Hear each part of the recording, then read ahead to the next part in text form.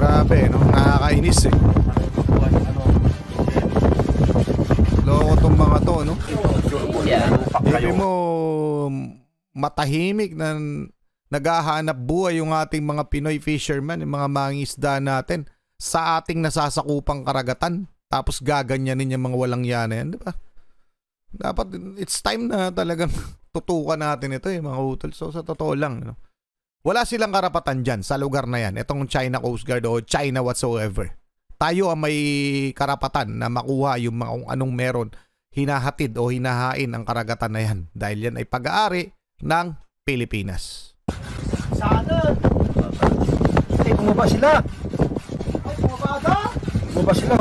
Bumaba na yung isa. Ay, may baril! May baril.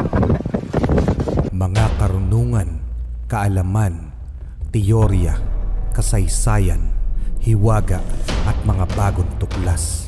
Alamin natin. Alamin natin.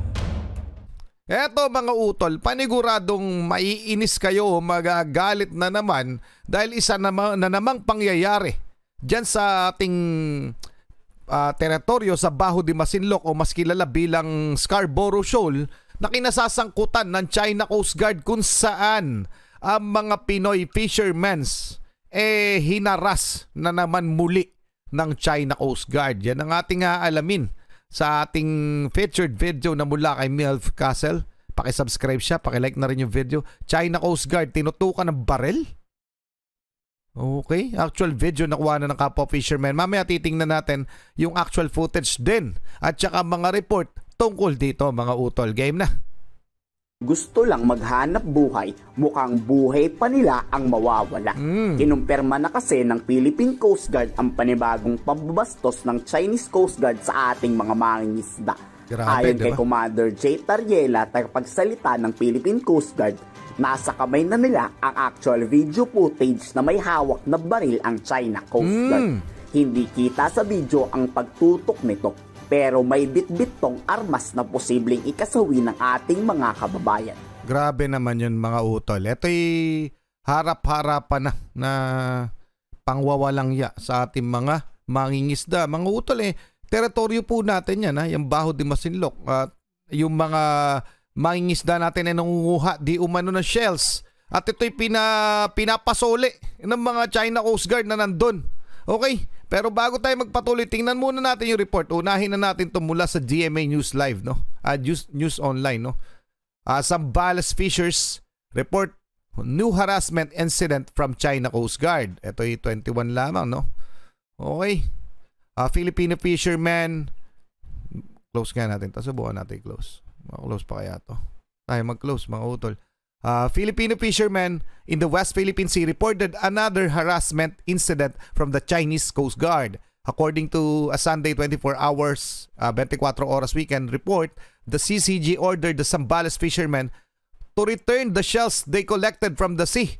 O pinapasole yung mga shells na kinukuha ng ating mga Pinoy fishermen. Bakit nila pinapasuli? Wala naman silang karapatan na magsabi nun, mga utol, dahil unang-unang teritoryo ng Pilipinas yung pinangunguhaan ng shell ng ating mga mangingisda. The incident occurred near the south entrance of the Baho de Masinloc. A video of the incident has been circulating online, and the Philippine Coast Guard said it successfully identified the origin of the videos and have taken steps to gather sworn statement from the individuals involved. So nakakuha na po ng mga pahayag sa mga Pinoy fishermen natin ang ating lokal na otoridad. Mr. Jack Tabat from Zambales has admitted that the video came from their boat, FV Legendary Joe. According to his statement on January 12, Filipino fishermen who were collecting seashells near the south entrance of Baho de Masinloc experienced harassment from the China Coast Guard. So, tingnan natin yung nasabing video mga utol. Ito yan, no? Ito'y kay Wilfredo Pepito na in-upload, okay? So, ayan po, mga utol. Tingnan na lang natin ng konti, Bawa, kasi bato at tumatakbo. Tinaboy sila ng China Coast Guard. Tayo sila. Dala silang pamalo. Yan, Nakuha na nila, no? Tinataboy yung mga kapwa nila fishermen, mga utol. Talagang pinapakita nila sa video. So, hindi ganong At hindi lang daw ito ang video na hawak ng Philippine Coast Guard kung hindi ako nagkakamali, mga utol. Pamalo ang dala. May dala sila pamalo? Oo, ayun o, sa harapan. Hawak na lang yung nasa ulan. Ayaw, ayun yan. Oo, may dala silang Pamalo nga ba o barel? Pamalo yata yung mga tao na sa ibasan. Nangihibasan mga utol. Ang ibig sabihin, pag yung low tide kasi, may mga chance kayo makapanguha ng mga shells, no? Ng mga laman dagat. Okay, ganun po yung paghibas ang tawag. Hibas din pala. Ibig sabihin ng low tide. Nangihibasan, kumukuha ng mga naiiwan nung, siyempre bumababa yung tubig, may mga naiiwan na mga shells, mga isda, kung ano pa man. Doon sa mga, ayan, yung nasabing reef na yan. Ayun o. Trick na yan. Ayan o. Pumunta sila ng bilang 31,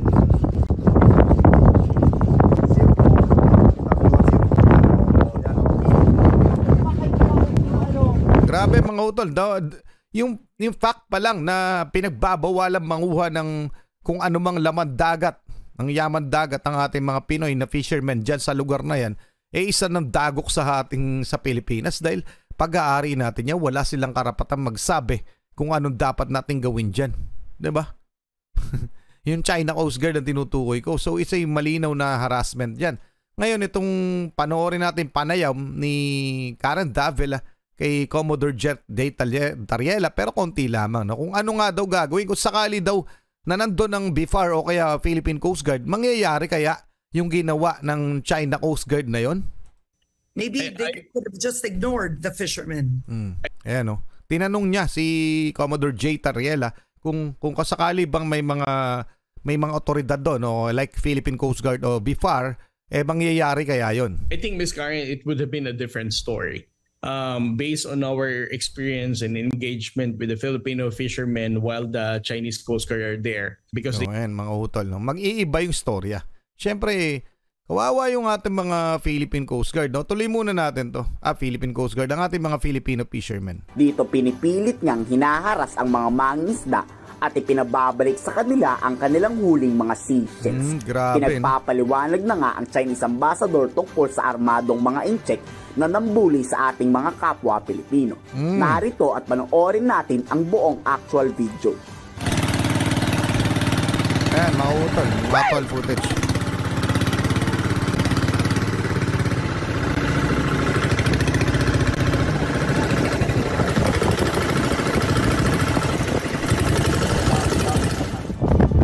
Bumaba si Makoy. Suntakin yata.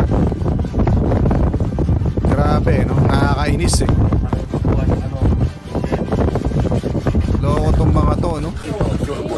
Hindi mo matahimik na naghahanap buhay yung ating mga Pinoy fishermen, yung mga mangingisda natin sa ating nasasakupang karagatan. Tapos gaganyanin yung mga walang yana yan, di ba?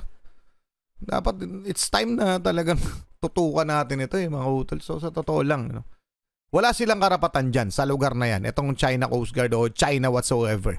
Tayo ang may karapatan na makuha yung mga kung anong meron, hinahatid o hinahain ang karagatan na yan. Dahil yan ay pag-aari ng Pilipinas.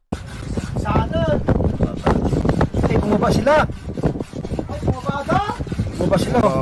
Babak na yung isa. Ay, may baril. Baril. Pamalo lang daw. Ano talaga?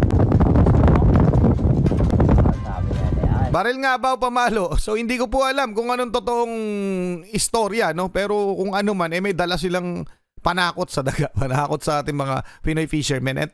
At one more thing, isa ng pangaharas yan dahil hinaharangan nila o pinipigilan nila yung ating mga Pinoy na mangingisda na gawin ng kanilang hanap buhay sa lugar kung saan tayo naman mga Pinoy ang may karapatan, 'di ba? So pangaharas pa rin 'yan.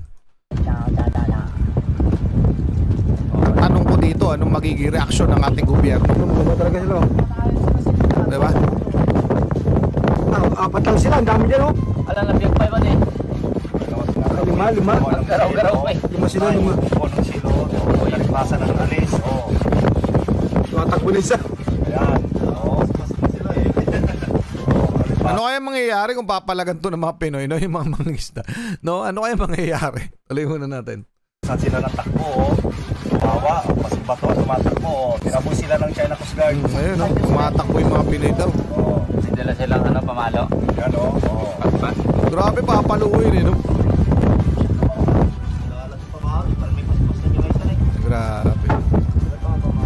Ano, may dala sila pamalo? Oo, ayun o, sa harapan. Hawak na lang yung nasa ulan. Oo, may dala sila ng pamalo. Pamalo niya tayo. Papaluin yung mga Pinoy na fisher. So ano masasabi nyo dyan mga utol? Ito po yung pinaka-latest incident na nangyari sa Bajo de Masinloc, doon sa Scarborough Shoals, sa parte ng Zambales. Okay mga utol? Ano kaya ang magiging aksyon ng ating gobyerno? Ano kaya magiging tugon na naman ng China dito sa ginawa ng China Coast Guard nila sa ating mga Pinoy fishermen? Okay? And take note, ulitin ko lamang para maintindihan ng lahat, no? Na ito pong lugar na ito na pinangingisdaan o pinangunguhaan ng seashells ng ating mga mangingisda ay parte pa rin po ng exclusive economic zone ng Pilipinas. Sa madalit sabi, may karapatan po ang mga Pinoy na manguha kung ano man laman ng mga karagatan na yan. Okay, wala pong karapatan ng ang China na pigilan na gawin ng mga Pinoy ang kanilang hanap buhay dahil yan po ay ating teritoryo. So ano masasabi niyo mga utol? Pa-comment na lang. Maraming salamat, Melvs Castle. Maraming salamat sa inyo. Muli ako si Target Achilles and we have the Real South Production. Okay, nagpapasalamat sa walang sawa niyong pagsuporta. Kayo mag-iingat. Keep safe. God bless. Saludo po ako sa inyo lahat. Maraming salamat po.